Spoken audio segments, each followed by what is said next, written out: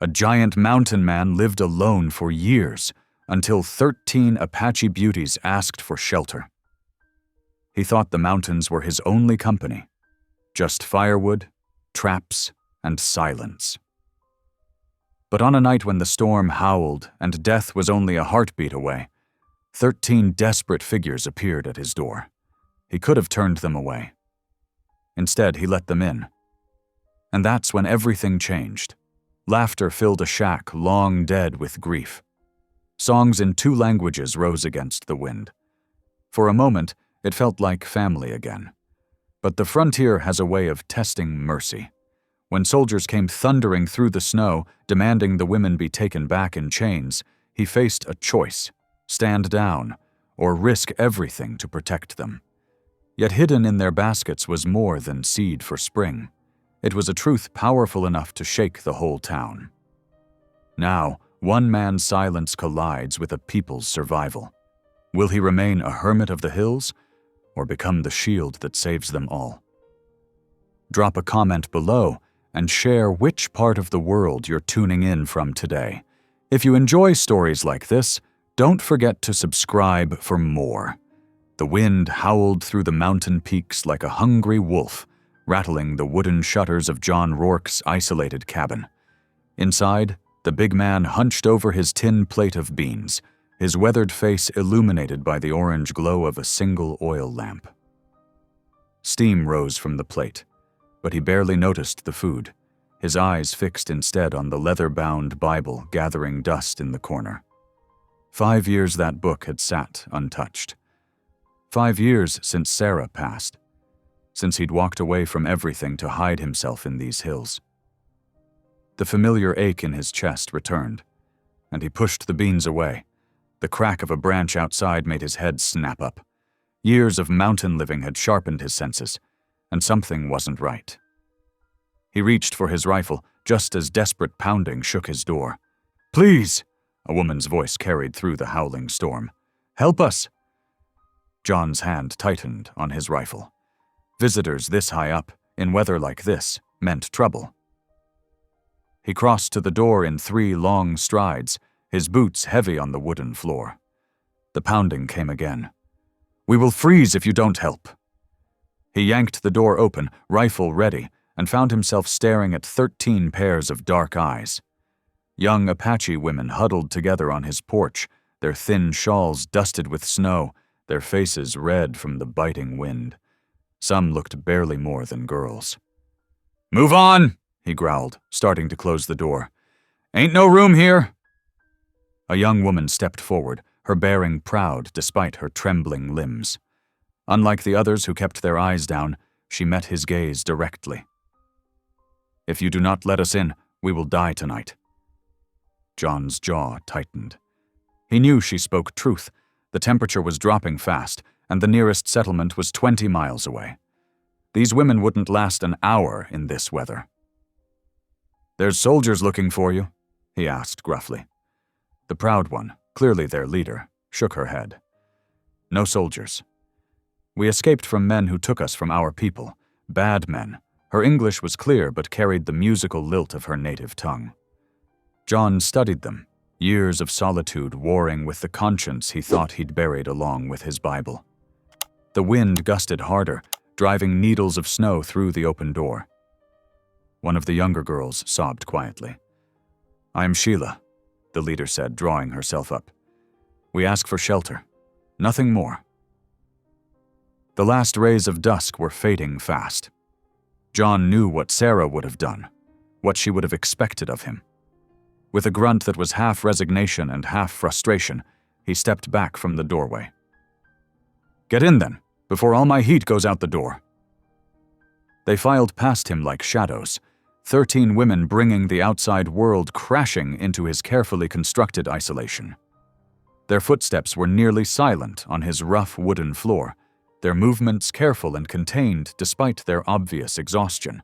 John closed the door against the storm, then turned to face his unexpected guests. In the lamplight, he could see their clothes were torn in places, their faces marked with scratches from pushing through mountain brush. They huddled together near his potbelly stove, but kept their distance from him. "Ain't got much," he said, moving to the cupboard. "But there's beans enough to go around?" Sheila translated his words into Apache, her voice soft but carrying authority.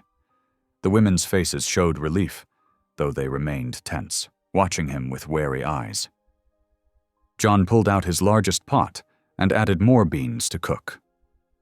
As he worked, he couldn't help noticing how young they all were, how vulnerable despite their obvious strength. The oldest couldn't have been past 25, the youngest perhaps 15. What kind of men would steal girls from their families? He found himself thinking of Sarah again, how she would have known exactly what to say, how to comfort these frightened women. All he had to offer was beans and awkward silence. One of the women coughed, and Sheila immediately moved to her side, speaking quiet words in Apache. The sick woman nodded, trying to stifle another cough. "She needs water," Sheila said, turning to John. "The cold." Without a word, he filled a tin cup from his water barrel and brought it to them. As he handed it over, he noticed Sheila's hands were raw from cold, her fingers cracked and bleeding. "Rest by the stove," he said gruffly. "All of you. Warm up while the beans cook." As Sheila translated, the women slowly arranged themselves closer to the heat. Some helped others who seemed weaker, sharing what remained of their thin shawls. John watched them from the shadows, struck by their quiet dignity even in such desperate circumstances. The storm raged outside, but inside his cabin, the atmosphere slowly began to change. The warmth of the stove and the smell of cooking food seemed to ease some of the tension. One of the younger women began humming softly, a melody that spoke of far places and different lives. John stirred the beans, trying to ignore how the simple tune made his throat tight with unexpected emotion. How long had it been since he'd heard music? Since his cabin had held anything but silence? "Thank you," Sheila said quietly, coming to stand near him. "We know we bring danger to your door." He grunted, not meeting her eyes. "Ain't right, leaving women to freeze." "Some would," she replied. "Many would." The truth of her words hung in the air between them. John had lived long enough in these mountains to know how fear and prejudice could harden men's hearts. He'd let his own heart grow hard from grief, hadn't he? The Bible in the corner seemed to watch him, its presence more noticeable now than it had been in years. Sarah's voice echoed in his memory. "The Lord puts people in our path for a reason, John Rourke." He shook off the thought and began ladling beans into every bowl and cup he owned. It wasn't much. He'd lived alone so long he barely had enough dishes for himself. But they made do, sharing between them. The women ate carefully, with quiet dignity that made his own rough mountain manners seem crude. They spoke softly to each other in Apache, and though he couldn't understand the words, he recognized gratitude in their tones. As they ate, John noticed more details about his unexpected guests. Despite their youth, these women carried themselves with the bearing of survivors. Their clothes, though torn, showed signs of skilled needlework. Some wore medicine pouches around their necks. Others had intricate beadwork woven into their hair. The wind rattled the shutters harder, and one of the younger girls startled. Sheila reached out to comfort her, speaking gentle words that made the girl's shoulders relax. "The storm will last through the night," John said, more to break the silence than anything else. "You can sleep here by the stove. Got some extra blankets in the chest." When Sheila translated, relief washed over the women's faces. Some closed their eyes in silent prayer, while others whispered what seemed like blessings in their native tongue. John retrieved the blankets, rough wool things he'd traded for years ago, and handed them to Sheila. As the women arranged their sleeping spots around the stove, he noticed how they positioned themselves. The youngest and weakest were placed closest to the heat, while the stronger ones took the outer spaces, forming a protective circle. "I'll keep watch," he told Sheila. "You all get some rest." She studied him for a long moment, her dark eyes seeming to see right through his gruff exterior. "You are a good man, John Rourke." He turned away, uncomfortable with the declaration. "Ain't nothing good about me, just doing what needs doing." But as he settled into his chair near the door, rifle across his lap, John couldn't deny that something had changed. His cabin felt different, warmer somehow, and not just from the extra bodies.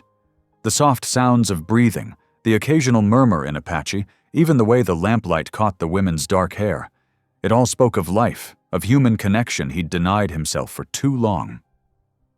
The storm continued to rage outside, marking the end of his solitude.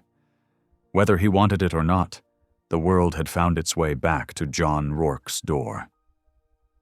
As he watched over his sleeping guests, the Bible in the corner seemed to whisper of providence, of paths crossing not by chance but by design.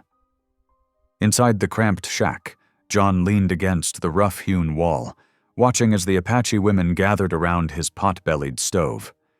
The iron beast threw off waves of welcome heat, but it was Sheila who truly warmed the space with quiet authority.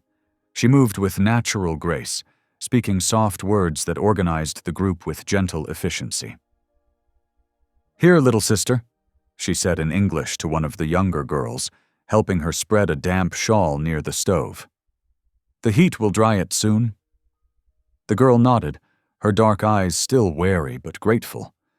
John's cabin had never known such activity. The women moved like water finding its course, each one knowing her place in their small community. Two of them pulled dried corn and beans from small pouches hidden in their clothes. Another found his broom in the corner and began sweeping the floor with practiced strokes, while others stacked his scattered firewood into neat piles along the wall. He shifted uncomfortably, unused to seeing his bachelor ways through others' eyes. Empty tin cans cluttered his table, and dust lay thick in the corners. But there was no judgment in the women's actions, only the natural impulse to create order from chaos. "You don't need to do that," he muttered, as one woman gathered his dirty dishes. Sheila looked up from where she was helping prepare their meager supplies. "It gives us purpose," she said simply. "We thank you for shelter by making it better." The familiar scents of his cabin, wood smoke, leather, and bitter coffee, began to mingle with new aromas as the women worked. They added wild herbs to the cooking pot, their own small contribution to the meal. The youngest ones whispered together as they worked, their spirits lifting slightly in the warmth and safety of the cabin. John watched them all, noting how even the smallest tasks were shared. No one stood idle, no one complained. They moved like a family, each supporting the others in ways so subtle he almost missed them. A touch here, a murmured word there, a shared look of encouragement. As the stew pot bubbled, he finally voiced the question that had been nagging at him. "How'd you come to be wandering in weather like this?" The women stilled at his words, their movements becoming more cautious. Sheila straightened from where she'd been stirring the pot, her face composed but her eyes holding shadows. "It is not a happy tale," she said carefully, measuring her words. "Our band. We were promised food and blankets for winter. The Indian agent." She paused, choosing her words. "He sold what was meant for us. Took the money for himself." A muscle twitched in John's jaw. He'd heard such stories before, of corruption and broken promises, but knowing it happened and seeing its victims were different things entirely. "We had little choice," Sheila continued, her voice steady despite the pain in her eyes. "The winter would have killed us there with no food, no blankets. So we left." One of the older women spoke in Apache, her voice thick with emotion. Sheila nodded before translating. "We carried what matters most, the seeds from our mother's gardens, corn, beans, squash, the plants our grandmothers grew. While we have these, we have hope for spring." John looked at the small group with new understanding. These weren't beggars or thieves. They were survivors, carrying their future in seed pouches, seeking soil where their heritage might grow again. "Ain't much here," he said gruffly, gesturing to his sparse cabin. "Barely enough food for one, let alone 13 more mouths." "We know this," Sheila replied, meeting his eyes firmly. "We ask only for shelter until the storm passes. We have survived on less before." The quiet dignity in her voice struck him like a physical blow. These women had lost everything but their pride and their seeds, yet they stood tall, asking not for charity but for simple mercy. The stew was ready now, filling the cabin with savory smells. The women distributed it carefully, each taking only a small portion to ensure everyone had enough. They sat close together on the floor, some of the younger ones leaning against their older companions for comfort. John took his own bowl and retreated to his usual chair, but found himself watching them more than eating. They blessed their food in Apache, heads bowed in reverence. Even in their desperate circumstances, they maintained their ceremonies, their connections to who they were. "Thank you," Sheila said again, looking across the room at him, "for showing kindness when others would not." He grunted, uncomfortable with gratitude. "Floor's yours for the night." "By the fire. Ain't much, but it's warmer than out there." The women arranged themselves efficiently, the youngest and most vulnerable taking the spots closest to the stove. The others created a protective circle around them, sharing what blankets they had. Their movements spoke of long practice. They had done this before, finding ways to survive together. As the evening deepened and the storm howled outside, John felt something shift inside him.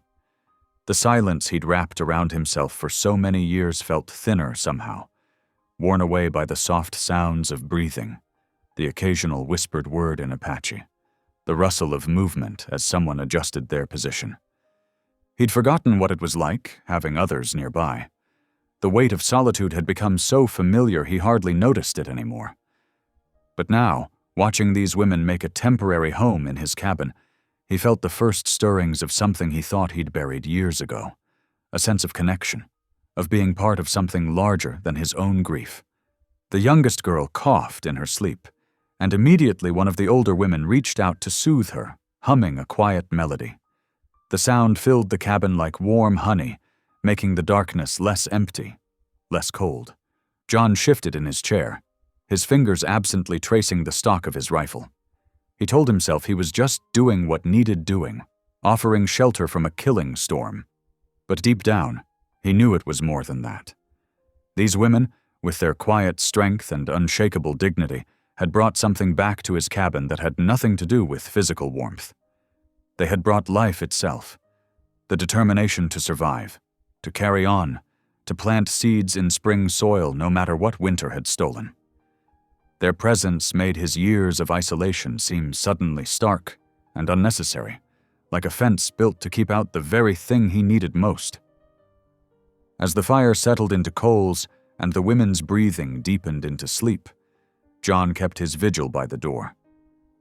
The storm still raged outside, but inside, his cabin had become something different, something he hadn't known he was missing until it appeared on his doorstep, in the form of 13 women carrying hope in seed pouches and courage in their hearts. Dawn crept over the mountains in shades of steel gray, the bitter cold seeping through every crack in John's cabin walls. He'd been awake for an hour already, watching the pale light grow while his guests slept huddled near the dying embers of the stove. The woodpile was running low, too low for 14 people to last much longer. John eased from his chair, his joints creaking like old leather. He pulled on his heavy coat and reached for his axe, trying to move quiet as a shadow. But as he neared the door, 2 of the younger women rose silently from their sleeping places. They gestured toward his axe, then pointed to themselves. He shook his head. "Ain't your work to do?" One of them, couldn't have been more than 16, smiled and mimed splitting wood. Her companion nodded eagerly.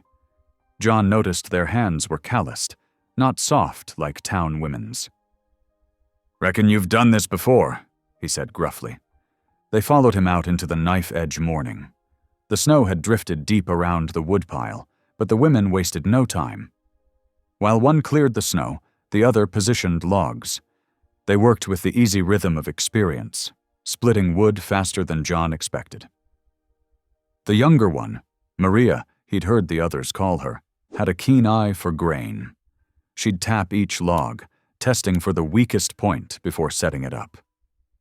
Her friend stacked the split pieces with careful precision, building a wall that would keep the wood dry. Back inside, more of the women had risen. They moved through his cabin with purpose, some heading out with his water bucket to boil snow, others examining his clothes pile with knowing looks.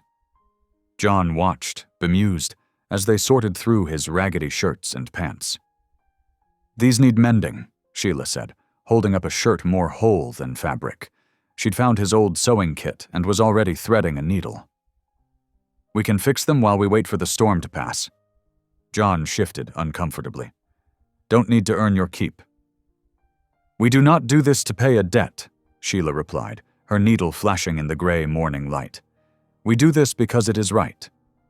A home should be cared for, whether for one day or many." Throughout the morning, John found himself noticing things he'd forgotten about sharing space with others. The way they moved around each other without words, anticipating needs. How tasks that had seemed endless when done alone became lighter when shared. Even his usual morning chores felt different. Checking his trap lines took half the time with 4 sharp pairs of eyes helping spot tracks in the snow. The women had brought skills he'd let slip away in his years alone. They knew plants he'd forgotten, found uses for things he'd have thrown away. When Maria discovered a rabbit in one of the traps, she showed him how to use every part, not just the meat, but the bones for tools, the fur for warmth. As evening drew in, they gathered around the stove. The cabin smelled of rabbit stew and fresh bread. One of the women had somehow coaxed his last cup of flour into a small loaf. The warmth seemed to loosen tongues that had been cautious before. Sheila sat cross-legged on the floor, her mending forgotten in her lap as she spoke of home. "My mother's garden was the pride of our band," she said, her voice soft with memory. "Even when the soil was poor, she knew how to make things grow." Every spring, she would sing to the seeds before planting them. She pulled out a small leather pouch from beneath her shawl. "These are from her last harvest. Corn that has fed our people for generations, beans that climb the corn stalks, squash that shades the earth." Her fingers traced the pouch lovingly. "While we have these, we have hope. Come spring, we will plant them somewhere new, and our mother's gardens will live on." John found himself speaking before he meant to.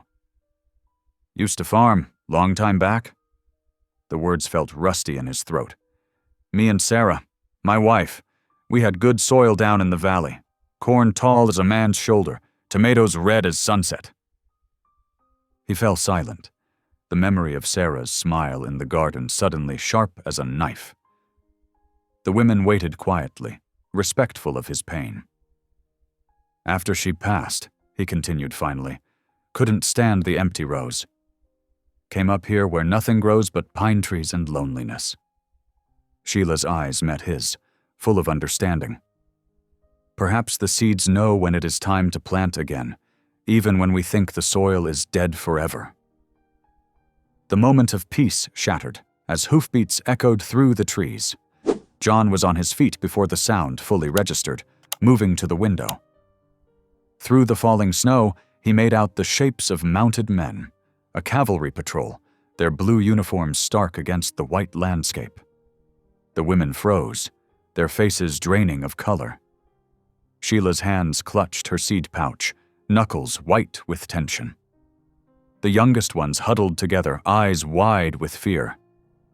"Open up!" a voice called through the swirling snow. "By order of the United States Army!" John looked at the women, really looked at them.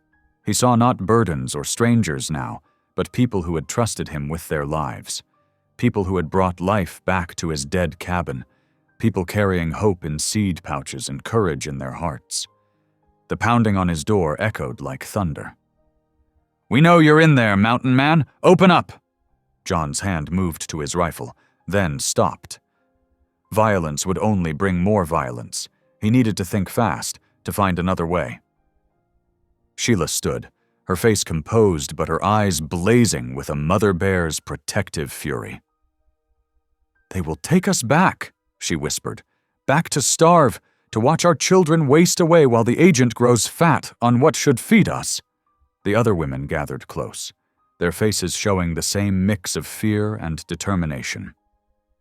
They had survived too much, come too far to give up now. John felt the weight of the moment press down like a physical thing. Everything he'd built here, his solitude, his safe isolation, balanced against these lives thrust into his keeping.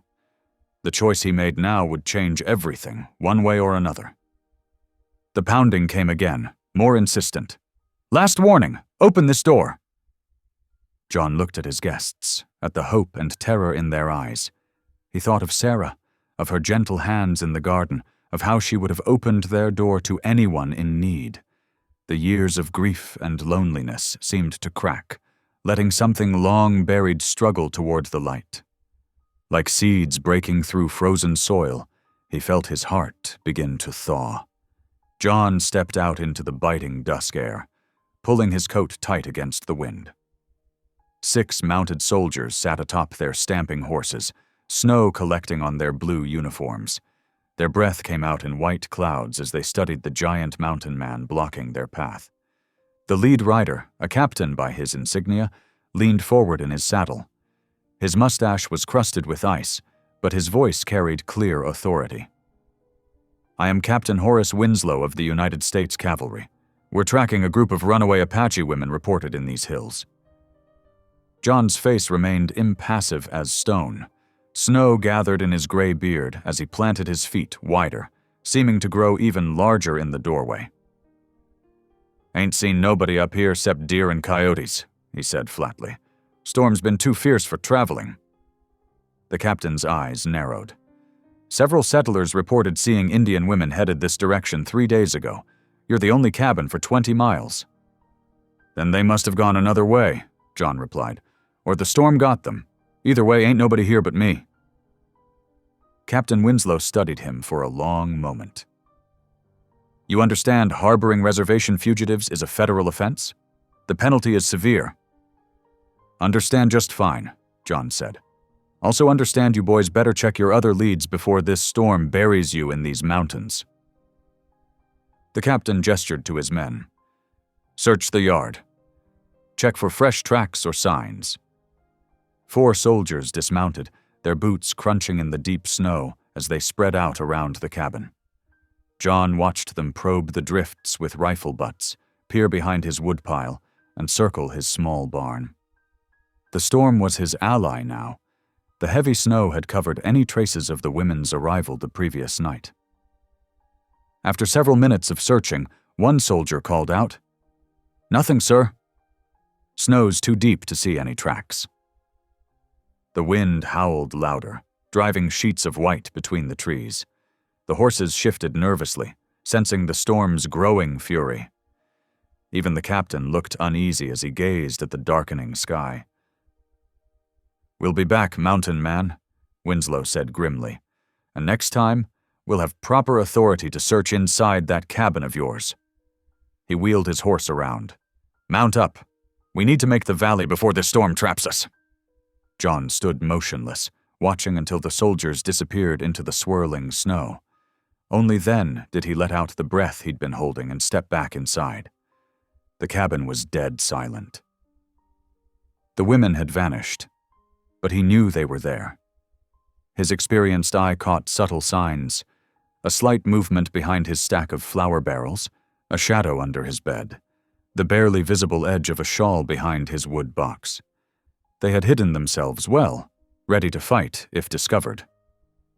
"It's safe now," he said gruffly. "They're gone." One by one, they emerged from their hiding places. Their faces showed fear mixed with fierce determination. Some clutched kitchen knives, others held fireplace pokers. Even the youngest had armed herself with a heavy cooking pot. John realized they would have fought to the death rather than be taken. Sheila was the last to appear, rising from behind his old trunk. She crossed to him and gripped his arm with strong fingers. "Thank you," she whispered, her dark eyes intense. You risked much to protect us." John nodded uncomfortably, unused to such gratitude. "Storm's a blessing. Covered your tracks, but they'll be back once it clears." The women gathered close, speaking softly in Apache. John moved to his chair by the fire, his mind troubled. By lying to the cavalry, he'd committed a serious crime. If caught harboring these women, he faced imprisonment, or worse. The safe choice would be to send them away once the storm passed. But the thought of turning them out to certain death filled him with a shame he couldn't bear. These weren't criminals.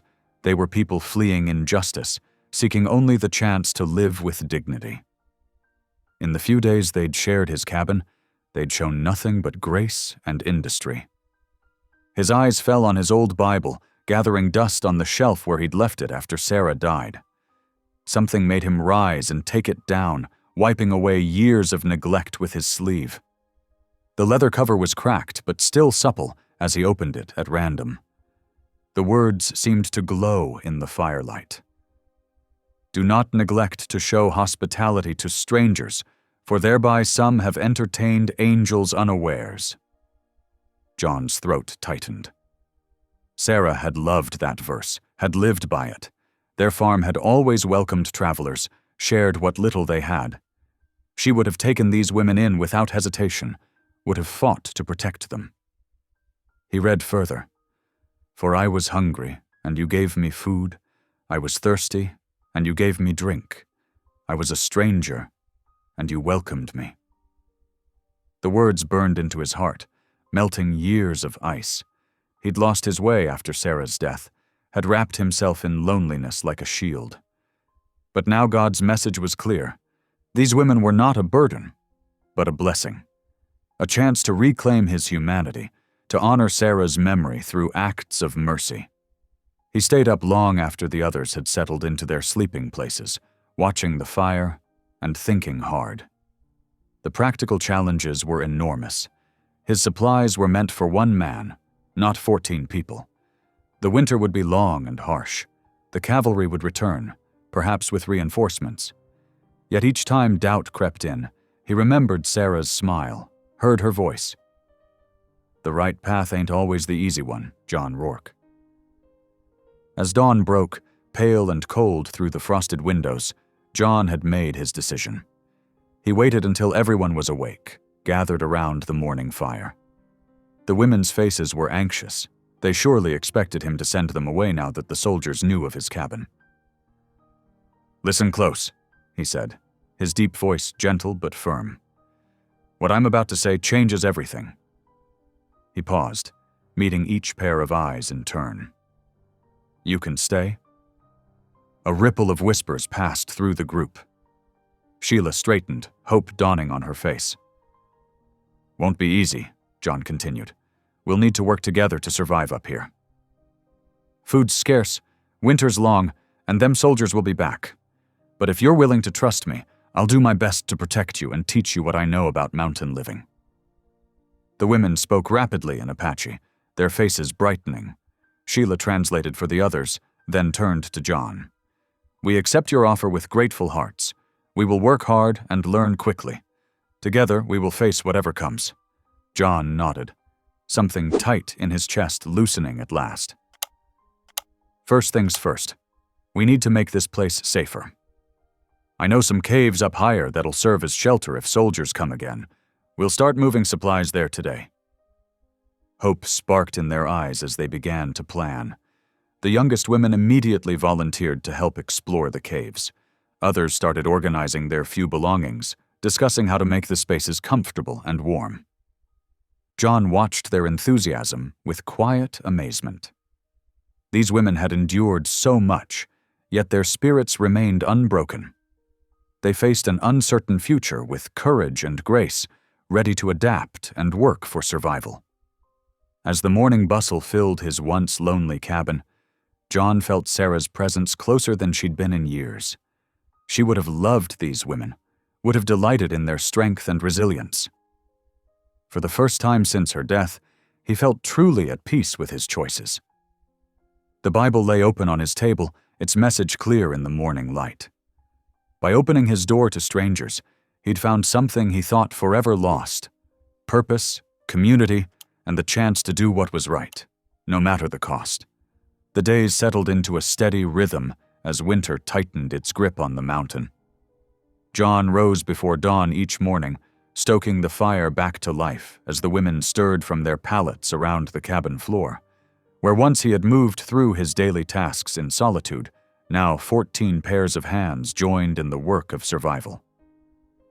"Hold the axe just so," John demonstrated, his large hands adjusting young Maria's grip on the wooden handle. "Let the weight do the work. No need to force it." He stepped back, watching as she swung the axe in a clean arc, splitting the log with a satisfying crack. The women proved to be quick learners. Within days, they had mastered the art of setting trap lines for rabbits and grouse. Their nimble fingers worked the wire snares with precision, while their keen eyes spotted the subtle signs of animal trails beneath the snow. "Like weaving," Sheila observed one morning as she helped John check the traps. "Each movement must flow into the next, creating a pattern that holds true." John nodded, impressed by how she connected the skills of her people to these new tasks. The women brought their own wisdom to everything they did. When they gathered around his rough wooden table to clean the day's catch, they sang soft work songs in Apache, their voices blending in haunting harmony. In return for his teachings, they shared their own knowledge. One afternoon, Rosa showed him how to weave a sturdy basket from pine needles, her weathered hands guiding his thick fingers through the intricate patterns. Though his first attempt was clumsy, she praised his effort with gentle encouragement.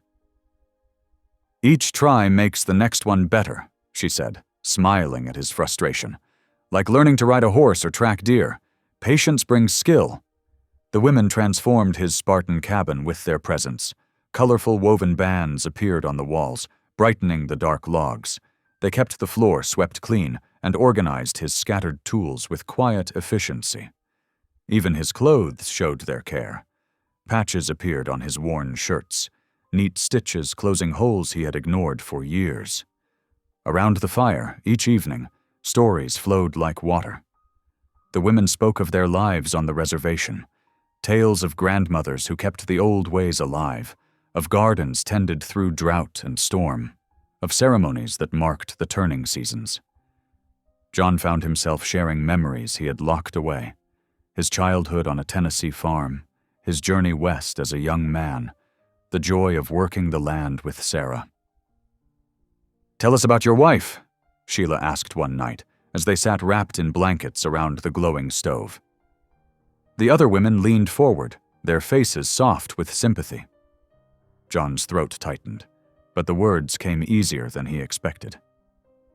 "She was like sunshine," he said quietly. "Made everything grow, plants, animals, people. Could heal most anything with her herbs and kindness." He paused, remembering. "Lost her to fever 5 winters ago. Nothing I could do but watch her slip away." The women murmured gentle words in Apache. Elena, the oldest among them, reached out to touch his arm. "She walks with your spirit still," she said. "We see her light in your mercy to us." One evening, as snow fell thick outside, Sheila noticed John's Bible on its shelf. "Would you read to us?" she asked.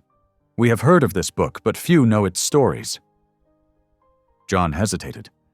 He had not opened those pages since Sarah's death, had turned away from the faith that once anchored his life.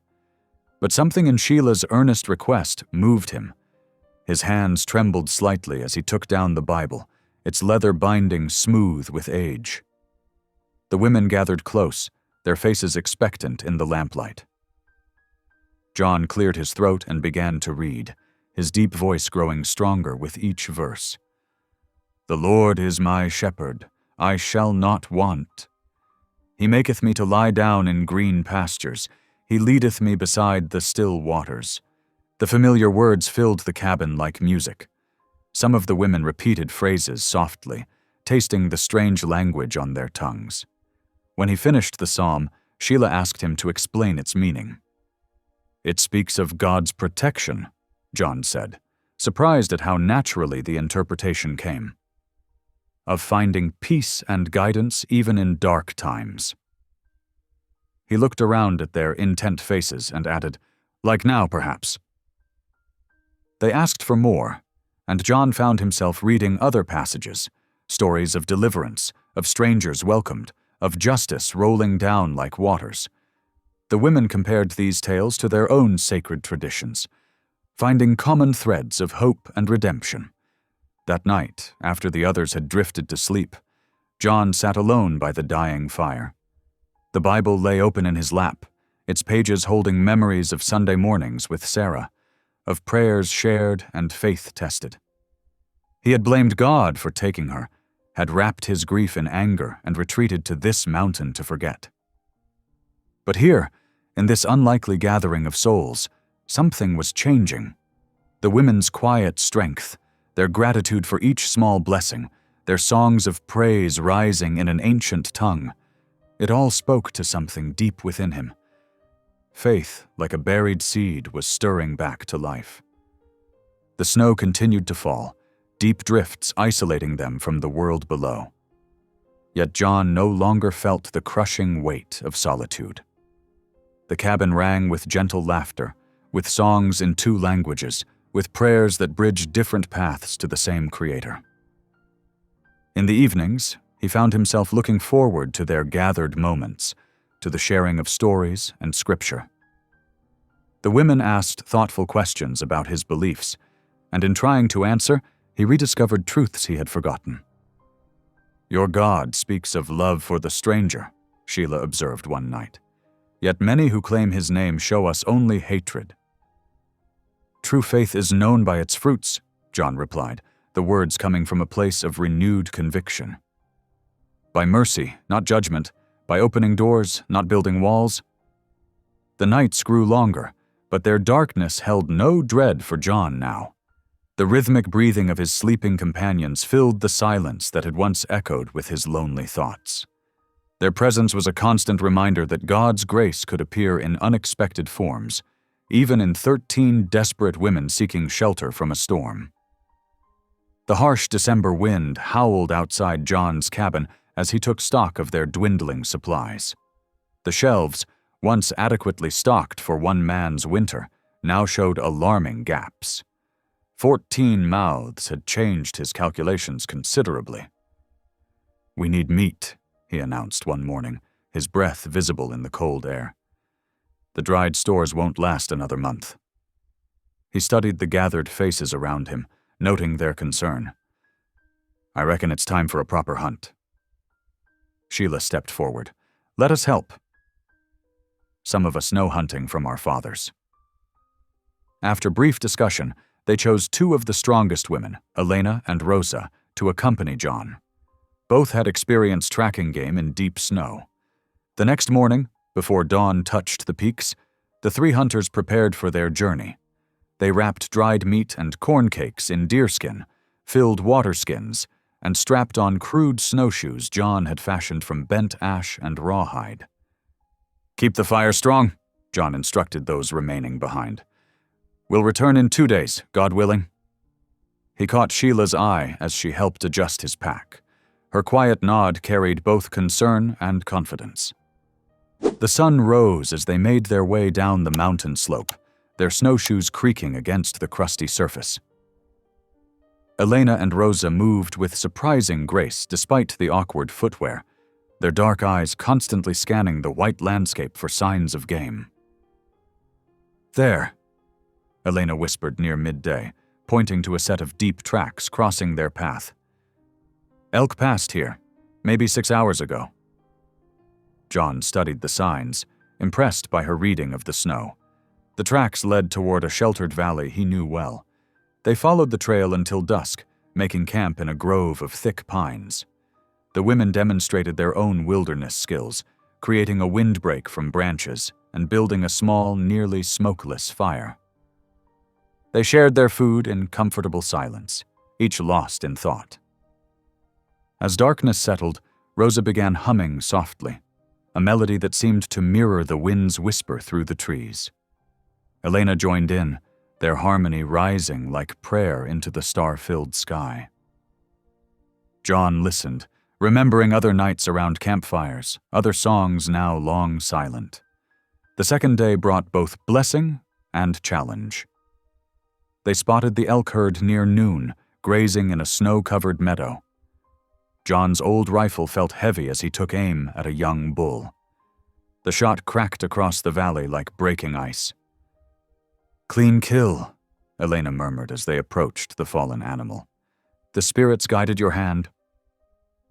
They worked quickly in the bitter cold, field dressing the elk with skilled efficiency. The women's knives moved surely, their movement speaking of generations of knowledge passed down. But getting the meat back to the cabin proved arduous. They fashioned a crude sled from pine boughs, piling it with carefully wrapped portions. Taking turns pulling through the deep snow, they pushed their bodies to the limit. Night fell before they were halfway home. "We must rest," John finally admitted, seeing the exhaustion in his companions' faces.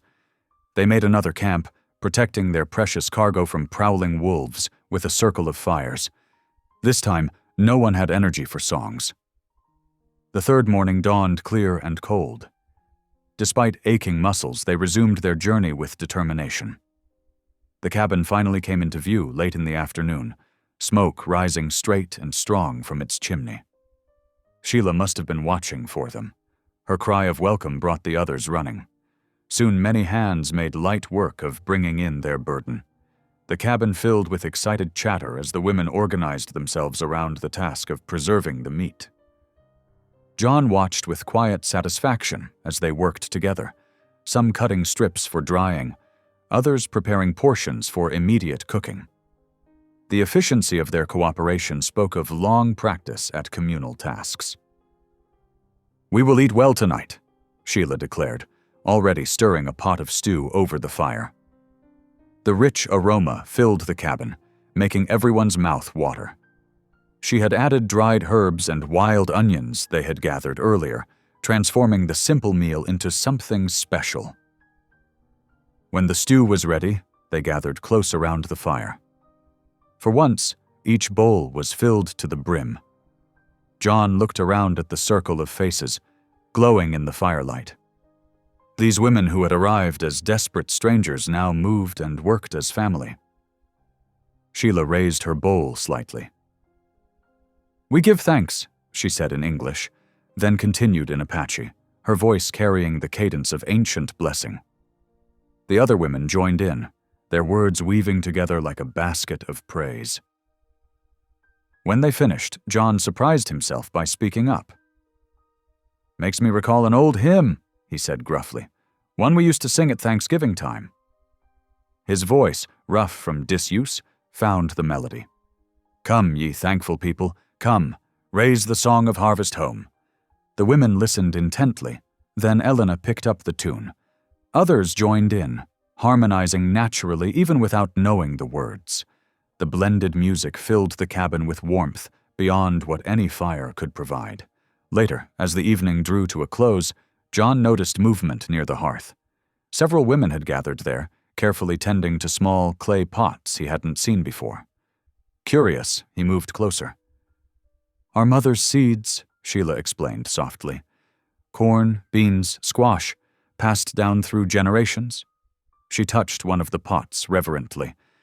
"We keep them warm, keep them alive through winter. In spring they will grow again." John watched as they tucked the pots closer to the warmth, adjusting their positions with tender care. These seeds represented more than future food. They carried hope, heritage, and defiance against all that would destroy their way of life. Something shifted in John's heart as he observed their quiet determination. For 10 years, he had existed in frozen solitude, his grief an impenetrable wall between himself and the world. But these women, with their songs and prayers, their shared work and careful tending of life's smallest promises, had thawed something he thought long dead. He found himself remembering Sarah's garden, how she had saved seeds from year to year, planning future harvests even as winter howled outside. The ache of her absence would always remain, But now it carried a sweetness, too. The memory of love shared rather than just love lost. Looking around the cabin, John saw not refugees or burdens, but family. Different from what he had known before, unexpected in every way, yet no less real for all that. Like the precious seeds warming by the hearth. Something new had taken root in the soil of his days. The fire burned low, casting soft shadows on the walls. The women began preparing for sleep, arranging their blankets in familiar patterns across the floor. Their movements held the easy comfort of those truly at home. John added another log to the fire, ensuring it would keep the seeds warm through the night. Tomorrow would bring new tasks, new challenges, but tonight, with full bellies and grateful hearts, they could rest in the knowledge that they faced those challenges together. The snow fell thick and heavy outside John's cabin, piling in deep drifts against the walls. Inside, the warmth of the fire and shared company created a cozy refuge from winter's fury. John sat in his worn chair by the hearth, his large hands working carefully with a piece of pine wood and his old whittling knife. Maria, one of the younger women, watched him curiously as thin curls of wood fell to the floor. Under his patient fingers, the rough block slowly took shape, a small horse, its head proud and its legs prancing. John had found himself with idle hands during these stormy days, and memories of making toys for neighborhood children years ago had stirred in his mind. When he finished the horse, adding fine details of mane and tail, he held it out awkwardly to Maria. "Ain't much," he mumbled, "but might help pass the time." Her face lit up as she took the wooden horse, turning it over in her hands. The other young women gathered around, admiring the craftsmanship. Their delight encouraged John, and soon he was working on more: a rabbit, a bird, even a tiny bear. "You have kind hands," Sheila observed from where she sat mending clothes. "They remember how to make beauty." The cabin filled with laughter as the younger women began playing with their toys, creating stories and games. Elena pretended her wooden rabbit was chasing Rosa's bear, while Maria's horse galloped across the rough-hewn table. Their joy was infectious, and John found himself chuckling despite his usual reserve. Later that evening, Sheila noticed John struggling with his old coat, its seams splitting and buttons hanging loose. "Let me help," she offered, taking the weathered garment. Her fingers moved swiftly with needle and thread, her stitches neat and strong. As they sat together by the fire, she shared memories of her father, a respected elder. He always said that a strong shelter is not made of logs, but of hearts standing together. Her voice carried both wisdom and longing. Even in the hardest times, he taught us that unity brings strength. John considered her words, noting how this young woman carried herself with such quiet dignity. Despite her youth, she led with compassion and wisdom beyond her years. Her father's teachings lived on through her actions. The days grew shorter as Christmas approached. One morning, John surprised everyone by dragging in a small pine tree he had cut near the cabin. The women clapped in delight, immediately setting to work decorating it. They brought out treasured beads from their bundles, stringing them together with careful fingers. Others wove strands of dried grass into delicate patterns, creating ornaments that caught the firelight. Sheila taught John how to weave a simple star from pine needles, her hands guiding his clumsy attempts. "See? Like this," she demonstrated patiently.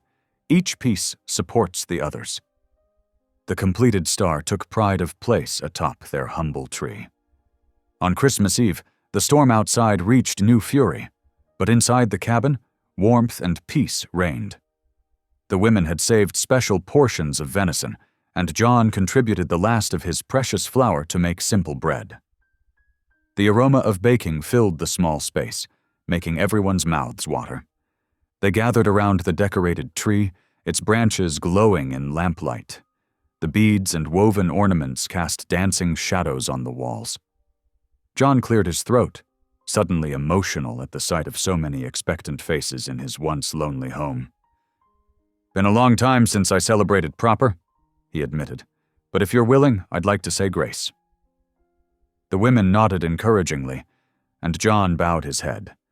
His voice trembled as he began, "Lord, we thank you for your mercy. For bringing life and laughter back into these old walls, for teaching this stubborn heart to love again." He paused, overcome. "Thank you for this family gathered here, unexpected as angels in the snow." "Amen," Sheila said softly, and the others echoed her. They shared the special meal, passing bread and meat from hand to hand. Stories flowed as freely as the food, tales of Christmases past, of traditions cherished and adapted. The younger women taught John a simple dance, laughing as he stumbled through the steps. Elena sang a lullaby her grandmother had taught her, its melody weaving with the storm's howl outside. The cabin seemed transformed. Wooden toys perched among the pine branches, catching glimpses of firelight. Woven decorations swayed gently in the warm air. But more than the physical changes, it was the spirit of joy that filled every corner, in the women's bright eyes, in their shared songs, in John's deep chuckles. As the evening wore on, they huddled closer to the fire, sharing blankets and stories of hope. Maria spoke of her dreams to see her mother's garden bloom again. Rosa described the dance she would perform at her sister's wedding. Each story was a thread of future joy, woven through the dark winter night.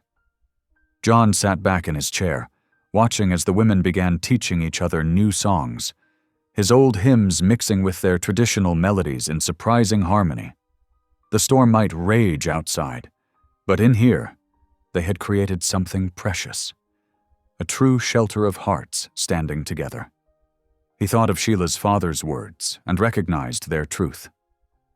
This Christmas had given him more than company. It had given him back his faith in the power of love to heal and transform. His once silent cabin now rang with laughter and song, proof that joy could bloom even in the deepest winter.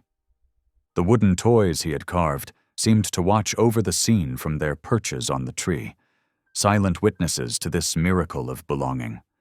John's heart felt full to bursting, grateful for every person gathered in this warm circle of light. As night deepened, the songs grew softer but no less joyful. The storm's voice became a distant thing, unable to touch the warmth and peace within these walls. This, John realized, was what Christmas truly meant, not the decorations or gifts, but the miracle of hearts joining together in love and hope. Christmas morning dawned with unexpected beauty. The storm that had raged through the night had cleared, leaving the mountain world sparkling and new. Sunlight caught the snow-laden branches, turning them to diamond chains against the deep blue sky. The pristine blanket of white stretched unbroken from the cabin's door to the distant tree line. Inside the cabin, warmth and contentment lingered from the previous night's celebration. John stoked the morning fire while several of the women prepared a simple breakfast from their remaining stores. The wooden toys he had carved still perched among the pine branches of their Christmas tree, catching the early light that streamed through the frost-edged windows. "Merry Christmas," Sheila said softly, passing John a cup of hot pine needle tea. Her smile carried the joy of their shared celebration, of belonging. "Reckon it surely is," John replied, his gruff voice gentler than usual. The cabin felt different this morning, truly a home rather than just shelter. The women moved about their morning tasks, humming carols they had learned the night before. But their peace was not destined to last. Just past midday, as they finished a modest Christmas meal, a sound cut through the mountain quiet, the distant thunder of approaching hooves. John's head snapped up, his body tensing. He knew that sound, remembered it from the patrol's previous visit. "They're coming back," he growled, rising to his feet, "and more of them this time." Sheila rushed to the window, her face paling as she counted the riders emerging from the tree line. "At least 20 men," she whispered. The women quickly gathered together, fear evident in their eyes but determination in their stance. They had known this danger might come. John grabbed his rifle, though he knew he couldn't hope to fight off so many. The cabin's door rattled with a heavy knock. "Rourke," Captain Winslow's voice carried the weight of authority. "We know you're harboring fugitive Apache women. Surrender them immediately." John planted himself firmly before the door. "Ain't no fugitives here, Captain. Just folks trying to survive the winter." "This is your final warning," Winslow barked. "Open this door or we'll break it down." John turned to the women, his heart heavy. "I won't let them take you without a fight." But before anyone could move, the door burst inward with a terrible crack. Soldiers poured through the opening, rifles raised. The captain strode in behind them, his face hard with purpose. "Seize them!" he ordered. The cabin erupted into chaos. The women fought back as soldiers grabbed them, their cries of resistance filling the small space. John lunged forward, his massive frame bowling over two men, but more took their place. Strong hands grabbed his arms, dragging him toward the door. "You have no right," John roared, struggling against his captors. "These women have done nothing wrong." The captain's response was a nod to his men. They threw John out into the snow, rifle butts rising and falling with brutal precision. Pain exploded across his back, his ribs, his face. He tried to rise, only to be struck down again. Inside the cabin, he could hear the women's struggles continuing. Sheila's voice rose above the others, fierce and defiant. "We are not property! We are free people!" The sound of a sharp blow cut her words short. Through blood-blurred vision, John watched helplessly as the soldiers dragged the women out one by one, forcing them into chains. Sheila stumbled as they pulled her past, blood running from her temple where she had been struck. Her eyes met John's, filled with pain, but undefeated. "Burn it," Captain Winslow commanded, gesturing to the cabin. "Let this be a lesson about harboring runaways." Soldiers tossed torches through the broken door. Smoke began to curl from the interior, the Christmas tree catching first, its decorations shriveling in the heat. But nature seemed to side with mercy. A sudden snow squall swept down from the peaks, the wind-driven snow dampening the flames before they could take hold. The captain cursed the weather but didn't wait to try again. "Mount up," he ordered. "We'll make Fort Collins by nightfall." John struggled to his knees as the patrol organized itself. The women were tied in a line between the horses, like prisoners on a chain gang. The wooden toys he had carved lay scattered and broken in the bloodied snow. "You can't do this," he gasped through split lips. "They're innocent people, seeking shelter from corruption and winter." Captain Winslow looked down at him with cold contempt. "They're wards of the government, Rourke. Their place is on the reservation. Consider yourself lucky we don't arrest you for interfering with federal authority." With that, he wheeled his horse around. The patrol moved out, dragging their captives with them. John could hear soft singing in Apache, a song of strength and remembrance, as the women disappeared into the trees. He knelt there in the drifting snow, his body battered and his heart crushed. Inside the smoke-blackened cabin, the remnants of their Christmas celebration lay in ruins. Beads from torn decorations glinted in the ashen mess like tears. The laughter and joy of the previous night felt like a dream already slipping away, replaced by the bitter reality of frontier justice. Blood dripped from his face onto the pure white snow, each drop a stark reminder of his failure to protect his newfound family. The silence that settled over the mountain seemed to mock the warmth and fellowship that had filled these walls just hours before. The wind picked up, driving fresh snow across the scene of violence. John remained on his knees, his prayers wordless cries of anguish as the storm began to erase all traces of the women's presence, all except the wounds in his heart and the memories that would haunt him forever. Morning light crept through the smoke-stained windows of John's cabin, finding him where he had finally collapsed on the floor. Every breath brought sharp reminders of yesterday's beating. His ribs screamed in protest as he forced himself to sit up, his weathered face a map of cuts and bruises. The cabin interior bore silent witness to the violence. Broken furniture lay scattered across the floor. The Christmas tree stood crooked, its decorations trampled, Ash and half-burned logs from the soldiers' attempted arson spread across the wooden floorboards like black snow. "Got to move," John muttered to himself, using the wall for support as he struggled to his feet. His legs trembled, but they held. The empty silence of the cabin pressed against him like a physical weight. No gentle humming of Apache songs, no quiet laughter, no sounds of life, just the hollow echo of his own labored breathing. He stumbled to the water barrel, grateful to find it hadn't been overturned in the chaos. Using a somewhat clean rag, he dabbed at the dried blood on his face, wincing at each touch. In the barrel's reflection, he barely recognized himself. One eye swollen shut, his gray beard matted with blood, dark bruises blooming across his jaw. The smoldering remains of the soldiers' fire still glowed among the scattered logs. John forced himself to move, methodically dousing each ember with water. He wouldn't let his home burn. Not after everything. The cabin had weathered this storm, same as him. Once the fire danger passed, John began the slow work of salvage. He gathered the broken pieces of the wooden toys he'd carved, holding each fragment like the precious memories they represented. A small doll's head, a toy horse missing its legs, a tiny carved bird with a broken wing. He placed them carefully in a cloth bag. Something to remember them by, if nothing else. The women's few possessions lay scattered where they'd been dropped in the struggle. John found one of Sheila's shawls beneath an overturned chair. He folded it with careful reverence, adding it to the bag. His fingers brushed something hard wrapped within the fabric, several clay pots containing their precious seeds. The soldiers had missed them in their haste. "Still here," he whispered, hope flickering in his chest. These seeds represented everything the women had fought to preserve: their future, their heritage, their freedom to grow and thrive. He couldn't let that hope die here, in his ruined cabin. John's old axe stood propped in the corner, untouched by the destruction.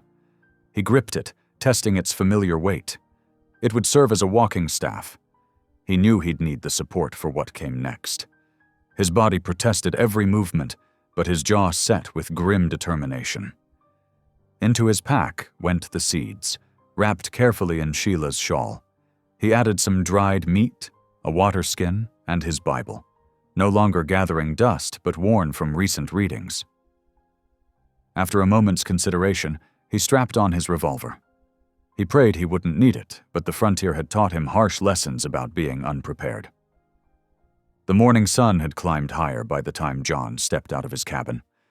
Fresh snow had covered most signs of yesterday's violence, but he could still see the churned earth where the horses had stood, the drops of blood now frozen into dark crystals. The mountain air bit at his injuries with sharp teeth. Using his axe as a staff, John began the long descent from his highland sanctuary. Each step sent daggers of pain through his ribs, but he forced himself forward. The trail wound down through snow-laden pines, crossing icy streams and skirting steep drops. In better times, he could make this journey in half a day. Now, each mile seemed to stretch endlessly. As he walked, memories of the past weeks played through his mind, the women's songs echoing off the cabin walls, their skilled hands mending his clothes and cooking their shared meals. Sheila's quiet strength as she spoke of her people's struggles, the joy in their eyes during the Christmas celebration that now felt like a distant dream. These memories brought fresh waves of grief, but they also strengthened his resolve. He had failed to protect them once. He wouldn't fail them again. The sun had begun its westward slide when John finally caught sight of the town nestled in the valley below. Smoke rose from chimneys, and he could make out people moving along the streets, enjoying the peaceful days between Christmas and New Year. The sight of their easy comfort made his jaw clench. His appearance in town caused quite a stir. Women hurried their children inside as he limped past. Men stopped their conversations to stare at his battered face and blood-stained clothes. He paid them no mind, focusing on putting one foot in front of the other until he reached the saloon. The warm air inside hit him like a physical blow after hours in the cold. Conversations died as heads turned to watch him stumble to the bar. The barkeep eyed him warily, one hand dropping below the counter where John knew a shotgun was kept. "Need to see the preacher," John said, his voice rough from disuse and pain. The barkeep studied him for a long moment before responding. "Reverend Wade's leading Christmas week services over at the church. Been there since Christmas morning, trying to bring some holiday spirit to folks." He paused, taking in John's condition. "You look like you could use some spirit yourself, friend." John shook his head, already turning towards the door. "Much obliged for the direction." The little church stood at the far end of the main street, its white-painted walls gleaming in the late afternoon sun. Lamplight glowed warmly through its windows, and the sounds of hymn singing drifted out into the cold air. John paused at the bottom of the steps, gathering what remained of his strength. His hand tightened on the axe handle as he climbed the stairs. Not as a weapon. He needed its support more than ever. Each step sent fresh waves of pain through his beaten body, but his determination never wavered. The singing grew louder as he approached the door, and he recognized the hymn, one he had sung with the women just days ago around his cabin's fire. Standing before the church door, John drew himself up to his full height, despite the pain. He had come down from his mountain not just for justice, but for redemption, for himself, and for a world that would chain people for seeking shelter from winter and corruption.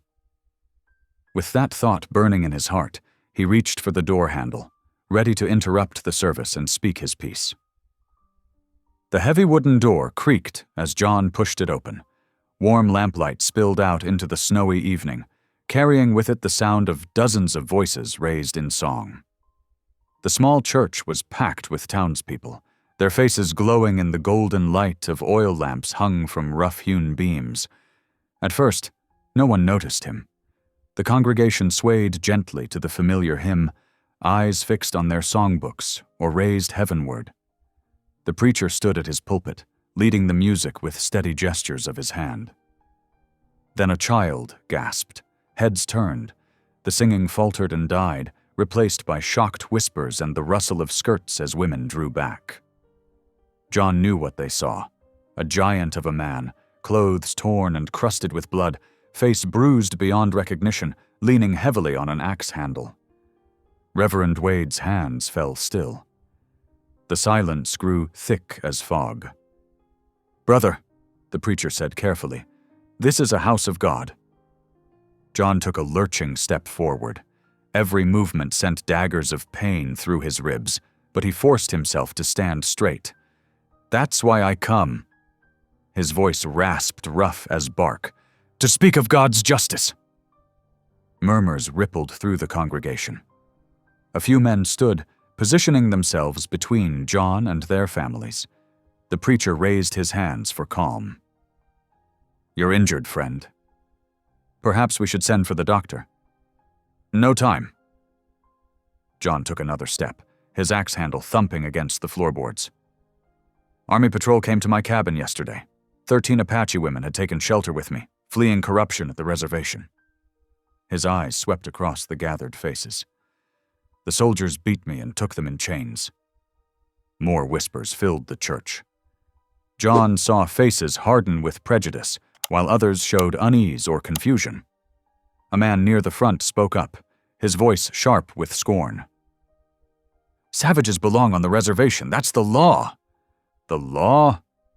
John's laugh came out like broken glass. "The Indian agents sold their food and blankets for profit, left them to freeze or starve." He turned back to Reverend Wade. "Tell me, preacher, what does your Bible say about that kind of law?" The Reverend shifted uncomfortably. "Brother, we must respect lawful authority." The axe handle crashed against the floor, cutting him off. The sound echoed through the church like thunder. "God's law demands mercy." John's voice filled the small space. "Those women worked beside me all winter. Mended my clothes, sang hymns in 2 languages, planted seeds in clay pots, believing in spring." His voice caught. They celebrated Christmas with me, grateful for simple shelter. He reached into his coat with trembling fingers and withdrew Sheila's shawl. Dried blood, his own, stained one corner. Their daughters, sisters. Human beings seeking nothing but survival. He held the shawl out like evidence before a court. And your lawful authority put them in chains on Christmas Day. The congregation stirred uneasily. A woman in the front row dabbed at her eyes with a handkerchief. Near the back, someone muttered, "Ain't right, chains on Christmas." The reservation system exists for everyone's protection, Reverend Wade said, but his voice lacked conviction. Protection? John's body swayed, exhaustion threatening to overwhelm him. Tell that to mothers watching their children starve while agents grow fat. Tell that to girls forced to choose between death by winter or death by neglect. He stumbled to the nearest pew and sank down, strength finally failing. The axe handle clattered against the wooden floor. Still, he forced his voice to carry. I've lived alone on that mountain 10 years, grieving my wife. Thought I was done with people, done with God. His good eye found the preacher's face. But those women brought life back to my cabin, showed me mercy can bloom even in winter's heart. Silence filled the church. Outside, snow had begun to fall again, fat flakes drifting past the windows. The lamplight caught them, turning them to gold. What would you have us do? Someone asked softly. John's hands clutched Sheila's shawl. Stand up. Speak out. Write to the territorial governor. Demand investigation of the agent's corruption. His voice strengthened. The army follows orders. Change the orders. It ain't that simple, a man protested. Nothing worth doing ever is, John replied. But if good people stay silent while evil works, what does that make them? More uncomfortable shifting in the pews. The preacher cleared his throat, perhaps to restore order, but a woman's voice rang out, clear and firm. He's right. She stood, ignoring her husband's attempt to pull her back down. We all heard the rumors about Agent Harrison selling supplies meant for the reservation. We did nothing. Mary, sit down, her husband hissed. No, Thomas, I won't sit while children starve. She turned to face the congregation. We send missionaries to far lands but ignore suffering at our door. What kind of Christians does that make us? Other voices joined in, some arguing for caution, others for action. The simple certainties of Christmas week lay shattered. John watched through his one good eye as the town's conscience wrestled with itself. Reverend Wade tried several times to restore order, but the debate had taken on a life of its own. Finally, he simply stood at his pulpit, watching his flock argue about justice and mercy and the proper bounds of Christian duty. John's head swam with exhaustion and pain. The voices around him blurred together like a swift-running stream. He clutched Sheila's shawl, anchor to consciousness, and prayed his words had found fertile soil in at least a few hearts. The snow fell thicker outside, muffling the town in white silence. Inside the church, the lamp flames wavered as the door opened and closed, people trickling out into the gathering dusk. Some hurried away, eager to forget what they'd heard. Others lingered in small groups, talking in low, troubled voices. John remained in his pew, too spent to move. The preacher's words about lawful authority echoed in his mind, warring with memories of the women's prayers and songs. He thought of Sheila's quiet strength, of the youngest girl's laugh as she played with her carved toys, of their shared Christmas joy so recently shattered. The congregation dispersed into the snowy evening, carrying with them questions that would not easily be answered. Each person who stepped out into the white silence had to wrestle with their own conscience, their own understanding of justice and mercy in a harsh land. Snow continued to fall, covering the town in pristine white, as if trying to blanket away the uncomfortable truths John had laid bare. But some things, once spoken, cannot be unsaid. Some challenges to the soul, once raised, demand response. The church grew quiet. The lamps burned low. Outside, the snow fell steady and soft, transforming the world one flake at a time. Lamplight flickered against the church basement's stone walls as John lay on a narrow cot. His body ached from the beating, but Martha Wheeler, a silver-haired widow known for her healing touch, had wrapped his ribs and cleaned his wounds. She appeared now with a steaming bowl of chicken broth. "Drink this," she urged, helping him sit up. "You need strength." John's hands trembled as he took the bowl. The rich aroma brought tears to his good eye. "Much obliged, ma'am." "Those women," Martha said softly, settling onto a wooden stool. "You truly believe they deserve our help?" John sipped the broth before answering. "I've lived wild and alone these past 10 years, trusted no one, but they showed me kindness when they had nothing." He touched his bruised face. "And this beating? Worth every blow to speak truth for them." Martha nodded slowly. "Rest now. Morning comes soon enough." John dozed fitfully on the cot, dreams full of chains and snow and Sheila's proud face. Near dawn, shouting from outside, jolted him awake. His ribs protested as he struggled to his feet. Martha burst down the basement stairs. "John, come quick!"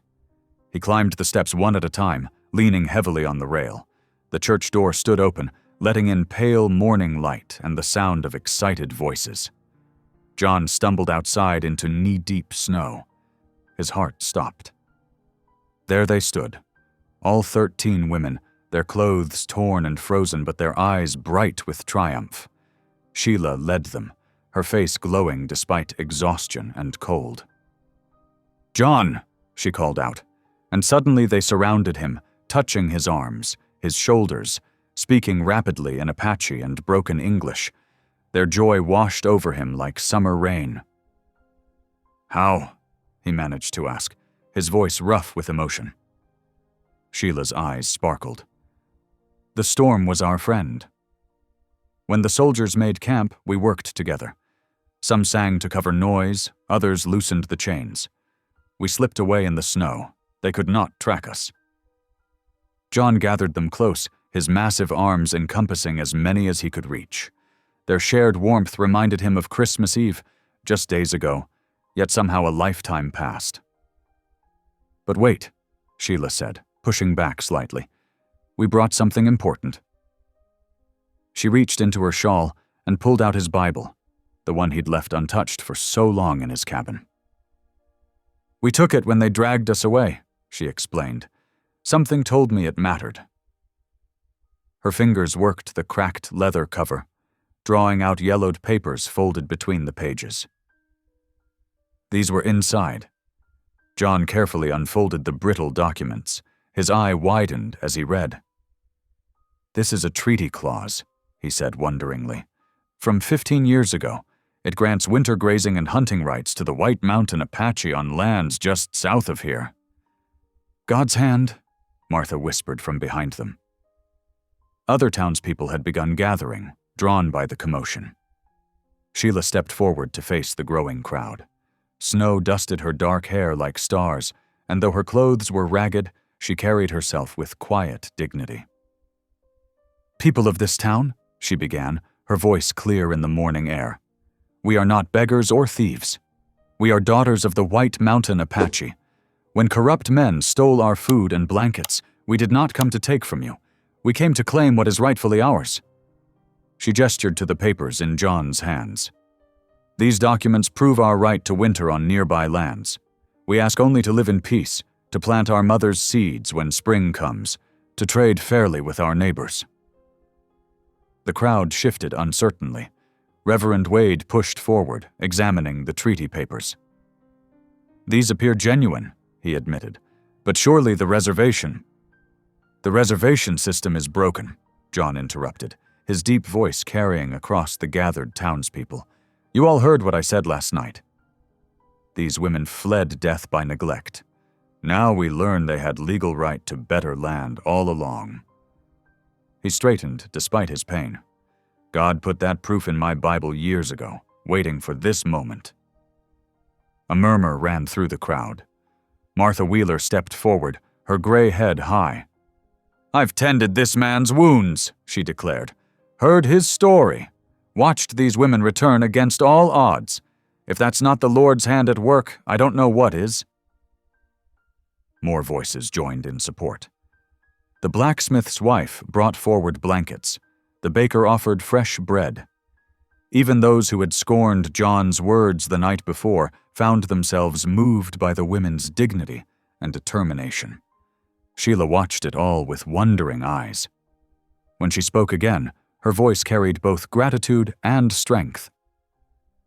"We give thanks for your kindness," she said, "but we do not seek charity. We have skills to share, weaving, herbal medicine, knowledge of this land. Let us be neighbors, not burdens." "The girl speaks sense," the blacksmith rumbled. "Them seeds she mentions, good soil south of town could yield fine crops come spring." "And we could all learn from their healing ways," Martha added. "I've heard tell of Apache remedies that work wonders." The mood shifted like spring ice breaking. Where there had been suspicion, now possibility bloomed. Townspeople pressed forward with offers of help, questions about trading, ideas for cooperation. John watched it unfold, his heart full. The women had not only escaped their captors, they had captured the town's imagination. Their dignity and resilience spoke louder than any prejudice. Sheila touched his arm gently. "You kept faith with us," she said softly. "Even when it cost you, dear." He covered her hand with his own. "You brought faith back to me," he answered. "All of you." He looked around at the women who had filled his lonely cabin with life and song. "I reckon that's worth any price." The morning sun broke through the clouds then, turning the fresh snow to diamond dust. Its light caught the faces of townspeople and Apache women alike, illuminating shared smiles, tentative friendship, hope dawning like the day. The treaty papers in John's hands rustled in the wind, physical proof of rights long denied, now revealed by providence and courage. He carefully folded them and returned them to Sheila, watching as she tucked them safely away. Around them, the town stirred, fully awake. The baker distributed his bread, while Martha organized blankets and dry clothes. The blacksmith and several others already discussed plans for spring planting. Children darted through the crowd, fascinated by the Apache women's bright shawls and gentle smiles. The scene before him blurred as John's eye filled with tears. After 10 years of isolation, after loss and grief and silence, he stood surrounded by a new kind of family, one formed not by blood, but by choice, by mercy, by faith restored. The celebration in the town square ended abruptly as hoofbeats thundered down the snowy main street. A fancy Eastern carriage pulled by 4 matching horses rolled to a stop, spraying slush. The door burst open, revealing Indian Agent Theodore Blackwood in his pressed suit and polished boots.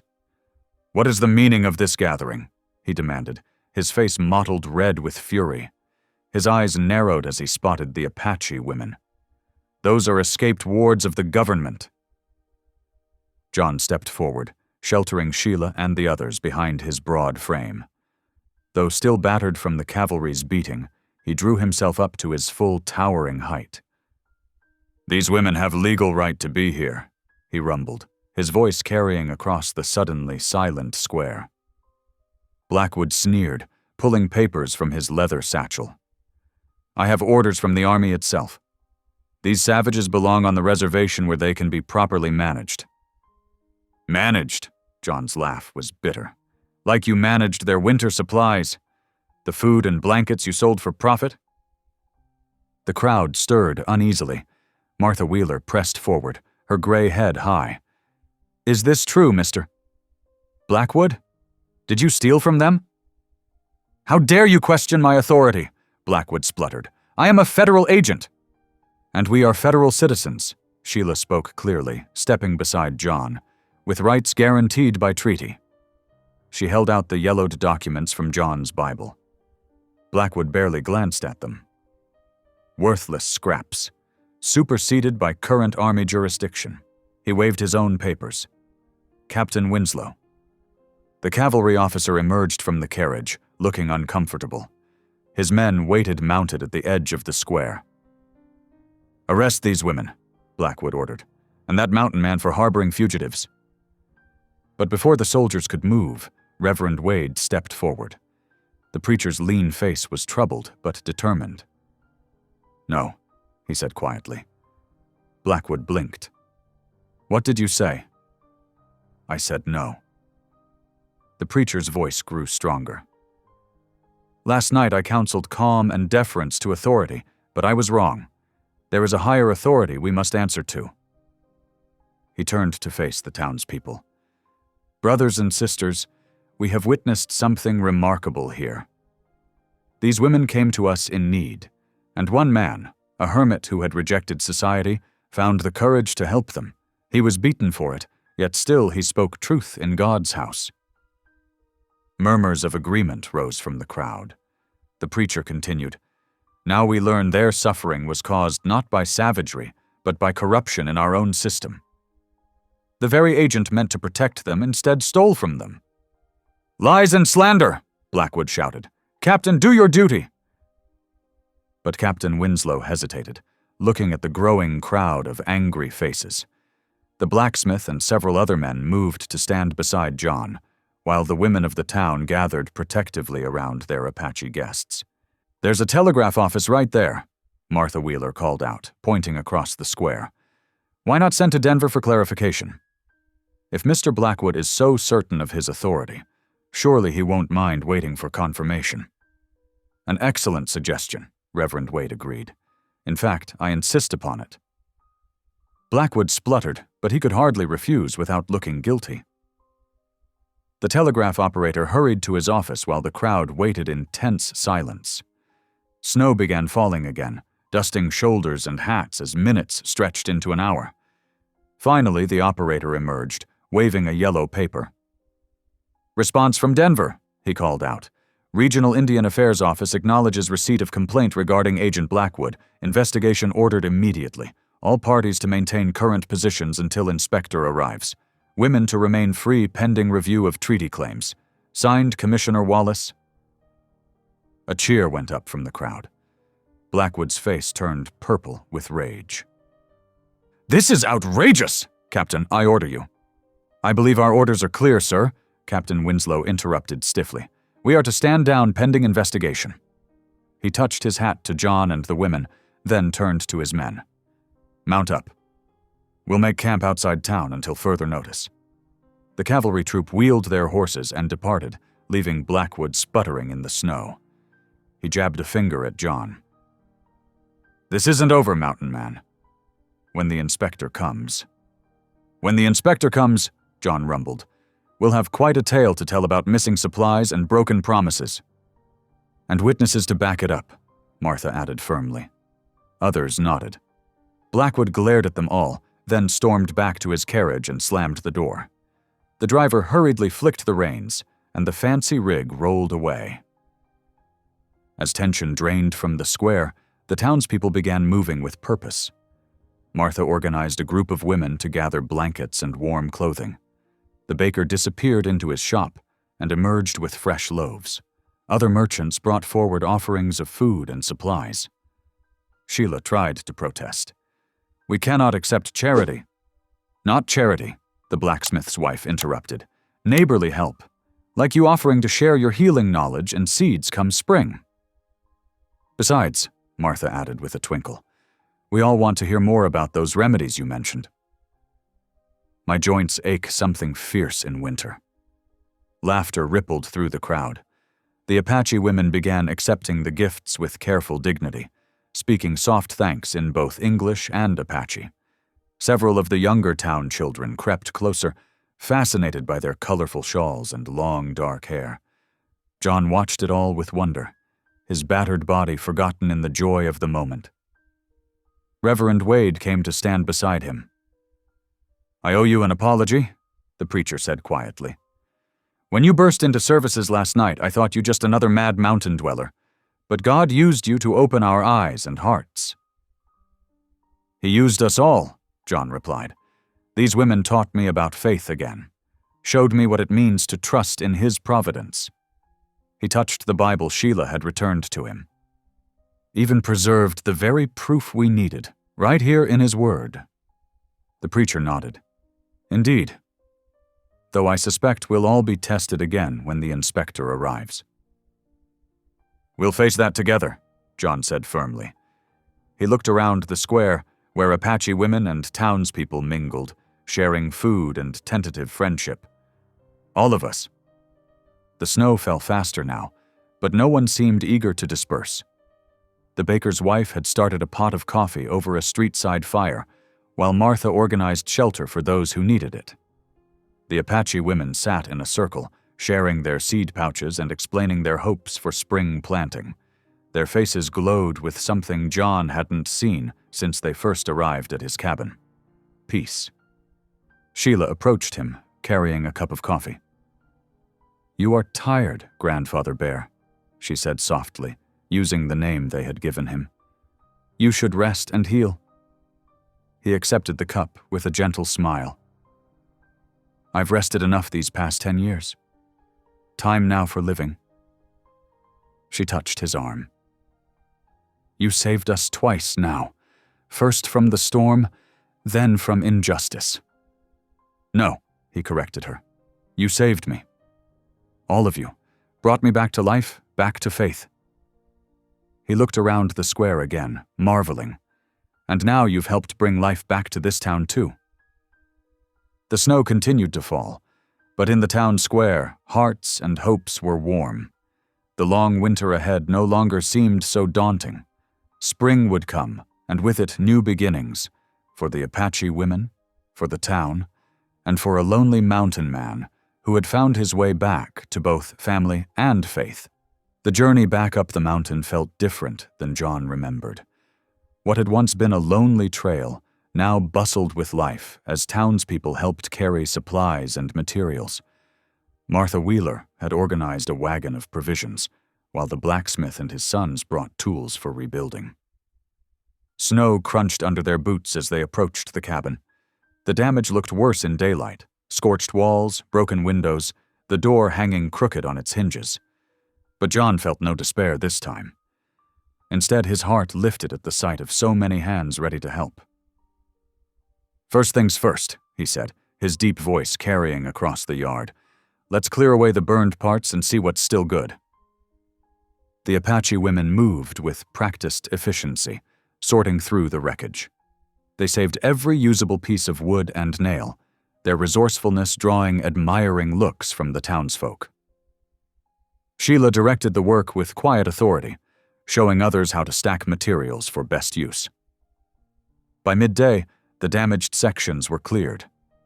The blacksmith's sons helped John raise new wall timbers, while Martha and several town women worked alongside the Apache women to clean the interior. The cabin slowly took shape again, stronger than before. These joints will hold better now, the blacksmith noted, showing John how to reinforce the corners. Good thing, too. Looks like you'll need the space. John nodded, watching as the Apache women carefully arranged their seed boxes near the restored hearth. Each box held precious varieties passed down through generations: corn, beans, squash, and herbs. They positioned them where warmth from the fire would keep the soil from freezing. These seeds, Sheila explained to Martha, they are our mother's legacy. When we plant them in spring, our people's ways will continue to grow. As evening approached, the townsfolk headed home, promising to return with more supplies. John stood in the doorway of his rebuilt cabin, watching them go. Inside, warmth and conversation filled the space as the women prepared supper. When the meal was ready, they gathered around the fire. Sheila led them in a prayer of gratitude, first in Apache, then in English. Creator, we thank you for shelter, for friends who help, for seeds that wait for spring. Amen, John added softly, his voice rough with emotion. The women smiled at him with affection, and one of the younger ones said something that made the others laugh. What did she say? John asked. Sheila's eyes twinkled. She says you are like the great bear who protects his cubs, fierce to enemies but gentle with family. So now you are Grandfather Bear to us. John felt warmth spread through his chest that had nothing to do with the fire. Looking around at these strong, resilient women who had become his family, he marveled at how God had transformed his solitary life. Where once he had hidden from the world in bitterness, now he felt truly alive, filled with purpose and love. The fire crackled softly as they settled in for the evening, the restored cabin sheltering them all in its sturdy embrace. Outside, stars began to pierce the winter sky, bright with promise. The mountain spring arrived like a gentle awakening. Patches of earth emerged from melting snow, dark and rich with promise. John stood on his cabin porch, watching as morning sunlight spilled across the clearing. The air held a new warmth that spoke of changing seasons. Near the cabin's south wall, the Apache women worked with focused care, their hands moving surely through the soil. They had prepared this ground over many days, clearing stones and working in composted matter until the earth was ready. Now they tenderly lifted their seedlings from the indoor boxes, transplanting each one with whispered prayers. "These sprouts are strong," Sheila said, showing John how the corn had grown tall even in its winter box. "They remember the old ways, just as we do." John nodded, marveling at how the land around his cabin had transformed. Where once there had been only sparse grass and weeds, neat rows now marked gardens to be. The women had even built a small fence of pine poles to keep deer away from the tender plants. Hoofbeats sounded on the trail, and John turned to see several townsfolk riding up. Martha Wheeler led the group, her wagon loaded with supplies, seeds for additional gardens, tools, and food stores. The blacksmith's wife had sent fresh-baked bread, still warm from her oven. "Brought what we promised," Martha called out, smiling, "and there's more coming next week." As they unloaded the wagon, another rider appeared, the preacher, his face bright with news. He dismounted quickly, holding up an official-looking paper. "Just got word from Denver," he announced. "The treaty stands. This land is protected for winter camps and spring planting. No one can drive you away now." Sheila translated for the others, and joy rippled through the group. The women embraced each other, some wiping tears from their eyes. John felt his own throat tighten with emotion. That evening, they celebrated with a feast.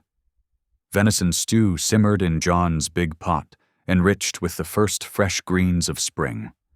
The cabin glowed golden with lamplight, filled with the scents of food and wood smoke. Around the table, townsfolk and Apache women shared the meal together, passing bowls and breaking bread. After supper, Sheila began to sing, her clear voice lifting in an Apache melody of thanksgiving. The other women joined in, and soon John added his deep bass, the harmonies weaving together like strands of light. The song filled the cabin, spilling out into the spring night. When the visitors had gone and the women prepared for sleep, John knelt beside his bed. The Bible lay open before him, but his eyes closed in prayer. Gone was the bitter silence of his grieving years.